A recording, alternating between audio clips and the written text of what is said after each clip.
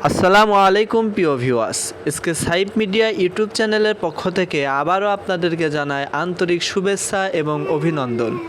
প্রিয় দর্শক, ইতিপূর্বে আপনারা যারা আমাদের ভিডিওগুলো ফলো করে আসছেন, আপনারা হয়তো দেখছেন আমরা প্রায় 2000 বস্তা আদা চাষের জন্য প্রস্তুতি করছিলাম মাটি ভরাট করে। কিন্তু কি হয় না হয়, রিস্ক অতিরিক্ত হয়ে যাচ্ছিল, খরচ বেশি হয়ে যাচ্ছিল। ওই জন্য প্রাথমিক পর্যায়ে 1-150 বস্তা আদা আমাদের কলা বাগানের চারিপাশে আমরা লাগাইছিলাম।